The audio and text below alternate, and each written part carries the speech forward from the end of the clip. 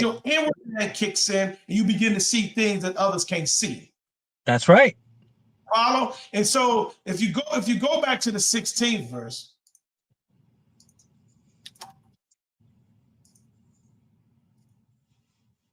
what it says, read it. 2 Corinthians 4:16. For which cause we faint not. But though our outward man perish. Hold on. The outward man, you can see it. It's temporal. You cannot save it. It perishes.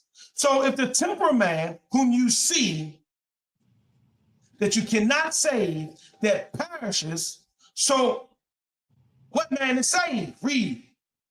Yet the inward man is renewed day by day.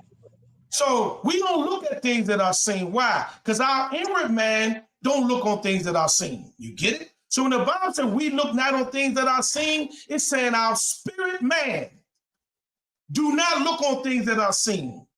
We look on things on a spiritual way. Why? We look at things that are not seen. Right. The only way you'll be able to look at something and see something that is not seen, you have to see it from the inside. You understand? That's right. Say it again. The only way you can look at something that is not seen, you have to see it from the inside. So when you're born again from what? Inside. This isn't born again. This is the same flesh I had when I came out of my mother's womb. It has not changed. Same flesh. Same blood type. So what was born again? My spirit. And my spirit was not born again here in this world. It was born again in Christ Jesus. You understand that? That's what it means to be born again. Where? Not in this world. We're not born again here. There's only one way to be born here. That's through a woman. That's right. We're born one time. again. One time.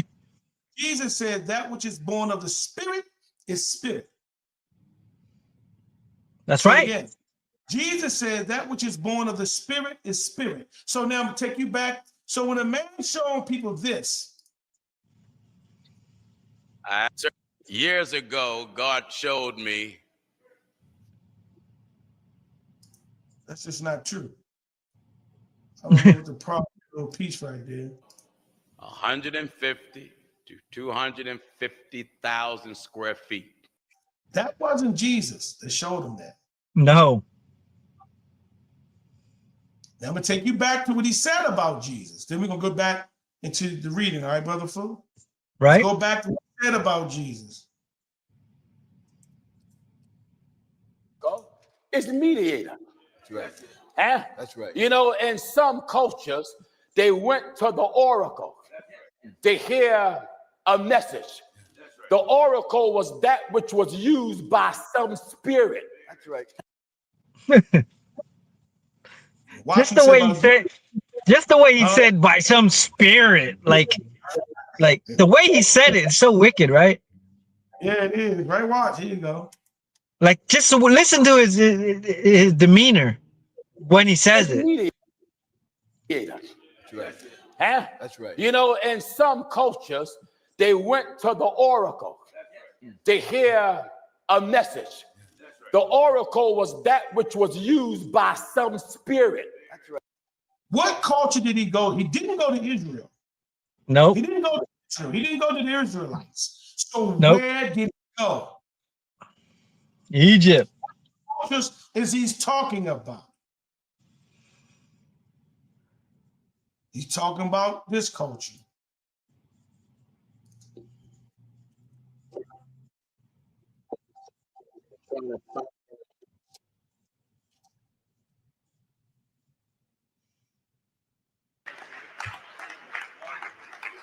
This is for our pastor. That's the culture coming right up. You can unveil. This is for our pastor. We exactly what you have envisioned, but again, we just want you to know that we support the vision, and we behind you. You can unveil. This is for our pastor. He knows it's staged too.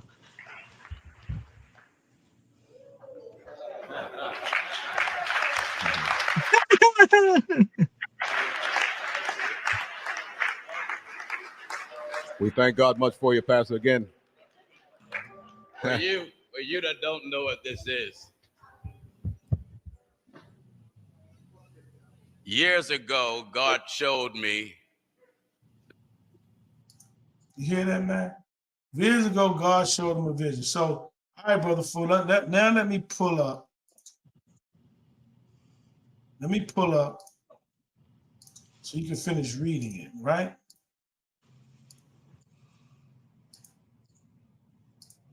This time I'm gonna let you finish, all right? Right. I'm gonna try not to get in your way. Go ahead. Read it from the Yeah, beginning. the ancient Egyptians often sought messages from the spirit world through men who acted as oracles, individuals believed to speak on behalf of the gods.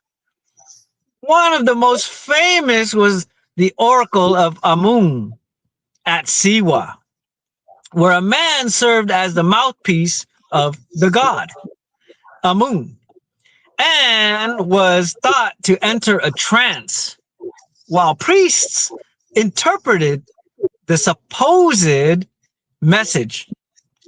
Pharaohs such as Alexander the Great consulted this oracle because the Egyptians believed the man was a direct channel between the spirit realm and humanity.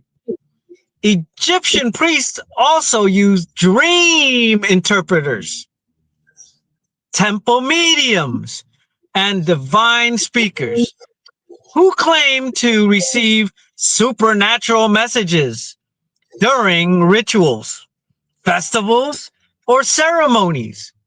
These men were honored, feared, and treated as vessels through which the gods communicated with the people. Let me show you something. See this part you said right here? You said this is a very important part. You said this. Where a man served as the mouthpiece of God Amun and was thought to enter a trance, while priests interpreted the supposed message. See, so the priest will come along while this man is and then they will interpret the message from the man. The man was the oracle. The man was the oracle, and they used the body as a mouthpiece. You follow? That's what they did. They used the body as a mouthpiece. Jesus came along and said the flesh profited nothing. Right. He killed dead. That's why the genie has superior flesh. Right. Because they thought that's why you think the Egyptians used to wrap people all up like that. Right? Right. They was in there. Okay. They try to preserve that flesh. Exactly. That's what they believed in, that mummified. All right. Right. Now go keep read the next part. I think Egyptians also believed that spirits could speak through men in the temples of Ra, Horus, and Ptah, where selected individuals served as diviners or interpreters. During major events, Egyptians. Hold on. You remember? Oh, I'm sorry. I'm gonna let you finish your paragraph before I interrupt you. Start over, continue, brother. I do apologize. Okay, no problem. Egyptians also believed that the spirits could speak through men in the temples of Ra, Horus, and Ptah, where selected individuals served as diviners or interpreters. During major events, Egyptians would consult seer priests who claimed to hear the voice of a deity from behind a veil or statue, using the human messenger as an oracle to reveal the God's will. In all of these cases, Egyptians treated a man as a medium through whom a spirit transmitted messages. This ancient practice shows that calling a human an oracle originated in Egypt and pagan religions, not in the scriptures. It demonstrates how far these ideas are from the teaching that I and my Father are one, and how dangerous it is when anyone applies these pagan oracle concepts to Jesus Christ. You see that? Yeah, that's beautiful. That's beautiful. Read the last part again. Read the last part. The last. I like to. This ain't. It demonstrates. Yeah, it demonstrates how far these ideas are from the teaching that I and my Father are one, and how dangerous it is when anyone applies these pagan oracle concepts to Jesus Christ. That's strong. So, cause divination, yeah, he's talking divination. That's what he's talking. Yeah. He's talking divination.